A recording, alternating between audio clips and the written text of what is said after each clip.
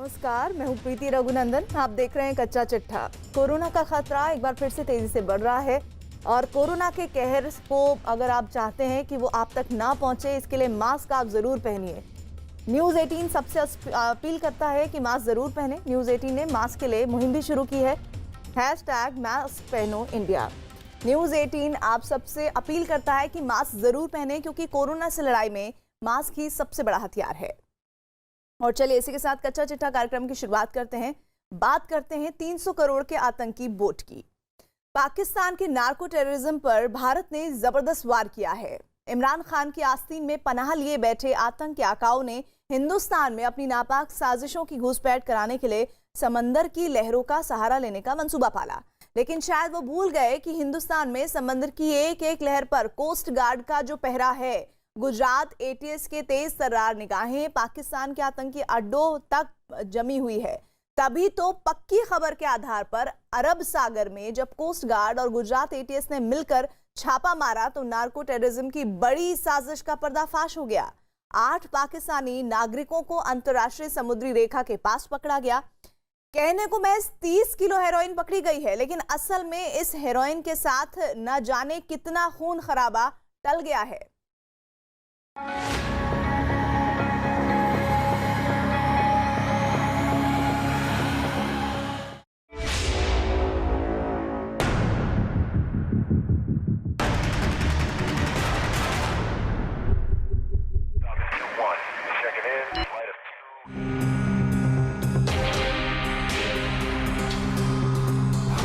Narco terror पर नकेल, लहरों पर सवार गहरी साजिश, सफेद पाउडर स्याह मकसद, इमरान की terror boat.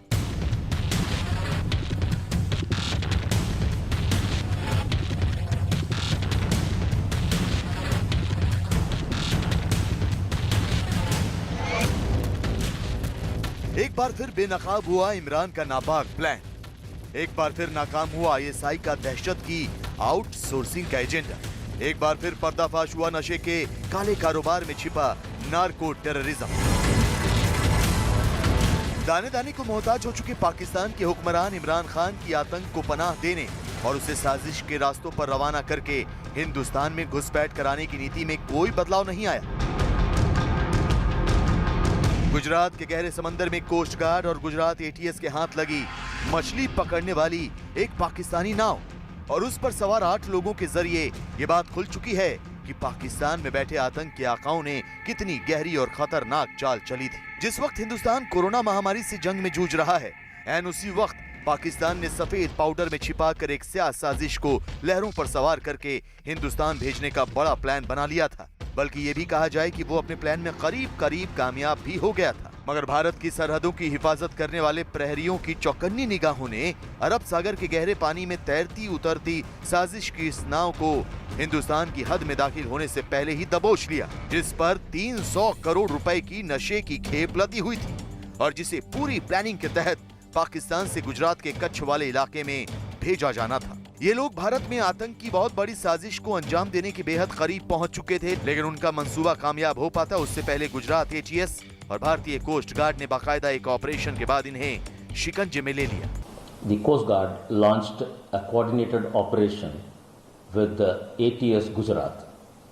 The team of ATS Gujarat and the Coast Guard ships have been deployed continuously from the 13th since the time that the intelligence has been received. Due to the concerted and effective surveillance that has been maintained by the Indian Coast Guard along with the joint patrol by the ATS, we could nab the Pakistan fishing boat by name Noob, which has been there with the 8 Pakistani national northwest of Jakhau. बताया जा रहा है कि 2 रोज पहले 13 अप्रैल को coast guard को सूत्रों से समंदर के रास्ते घुसपैठ की खबर मिली थी। लिहाजा पाकिस्तान से लगने वाली सीमा और समंदर की लहरों पर कोस्ट गार्ड की निगाहें चौकन्नी हो गई। लेकिन इसी बीच गुजरात ATS को एक पक्की जानकारी हाथ लगी। खबर लगी कि पाकिस्तानी नाव से ड्रग्स की तस्करी होने वाली है। इस खबर के मिलते ही कोस्ट गार्ड ने गुजरात ATS के साथ मिलकर ऑपरेशन शुरू किया। 14 और 15 अप्रैल की दरमियानी रात भारतीय समुद्री इलाके में मछली पकड़ने वाली कुछ छोटी बोट दिखाई दी। चौकन्ने कोस्ट गार्ड और ATS ने फौरन नाव को अपने कब्जे में ले लिया। छानबीन की गई तो नाव से 1-1 किलो के 30 पैकेट हेरोइन बरामद हुए। दरअसल 1600 किलोमीटर लंबी गुजरात के समुद्री तट के रास्ते ड्रग्स की ये खेप पहुंचाने की पाकिस्तान की मंशा पकड़ी गई। साजिश के तहत मछली पकड़ने वाली छोटी नाव के जरिए गुजरात के जखौ तक ले जाना था और वहां से नशे की ये खेप हिंदुस्तान के अलग अलग हिस्सों में सप्लाई होनी थी। ड्रग्स के साथ साथ 5 AK-47 राइफल और 1000 राउंड गोलियां भी बरामद की गई।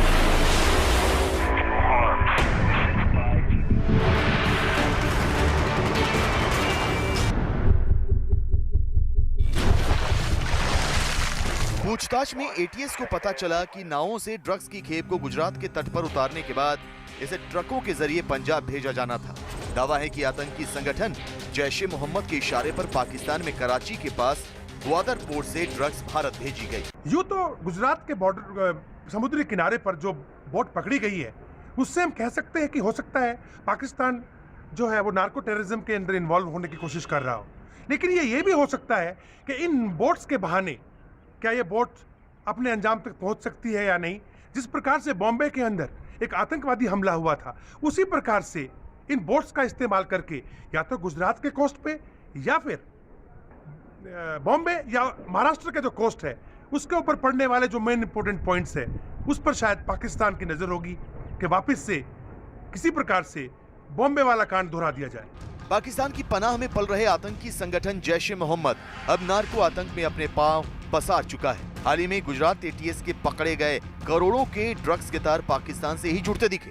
पाकिस्तान से पंजाब वाया गुजरात का ये नया रूट अंतर्राष्ट्रीय ड्रग माफियाओं को रास आने लगा है। लेकिन नार्को टेरर का ये रूट सिर्फ पाकिस्तान से होकर नहीं गुजरता, बल्कि कई अफ्रीकी मुल्क भी अब इस टेरर की चपेट में आ चुके हैं। इंडियन कोस्ट गार्ड और गुजरात एटीएस के बीच बेहतरीन तालमेल देखने को मिल रहा है, तभी तो पाकिस्तान की नापाक हरकतों को नाकाम किया जाता रहा है। एक के बाद एक ड्रग कंसाइनमेंट पकड़कर उनकी कमर तोड़ी जा रही है। हालांकि पाकिस्तानी लोग या कंसाइनमेंट पकड़े जाने से काम खत्म नहीं हो रहा, बल्कि मिडल ईस्ट और अफ्रीकी देशों तक नार्को टेरर का जो दायरा बढ़ा है उसके बाद एजेंसियों की जिम्मेवारी और बढ़ गई है। गहरे समंदर से लहरों पर सवार होकर हिंदुस्तान में दाखिल होने की फिराक में बैठे आतंकियों की साजिश से पर्दा उठने के बाद ये साफ हो गया है कि इमरान के साथ बदनाम खुफिया एजेंसी ISI इस नार्को टेरर के जरिए एक साथ कई निशाने साधने की फिराक में है, जिसका मकसद भारत में माहौल को खराब करना है। गुजरात एटीएस के सूत्रों की बातों पर यकीन किया जाए तो आतंकियों के निशाने पर कई बड़े चेहरे हैं। सिर्फ इतना ही नहीं, आतंकियों के निशाने पर बड़े राजनेता भी हैं। सुरक्षा एजेंसियों के मुताबिक ये लोग बड़ी कॉन्ट्रैक्ट किलिंग को अंजाम देने का मंसूबा पाले हुए थे और ये पूरा प्लान ISI के इशारे पर तैयार किया गया।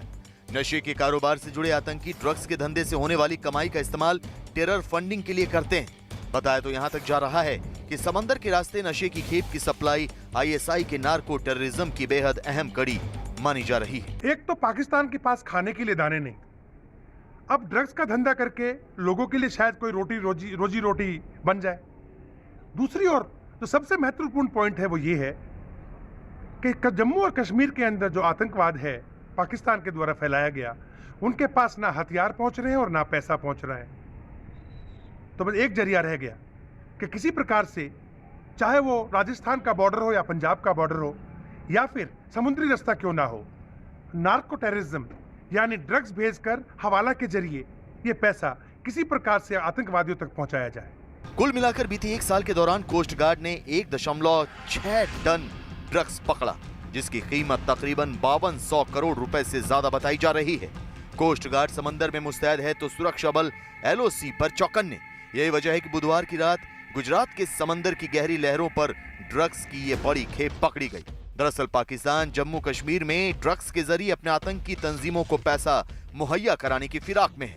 साथ ही साथ पाकिस्तान में पनाह लिए बैठे आतंक के आका इस मुगालते में है कि वो कश्मीर के नौजवानों को ड्रग्स के जाल में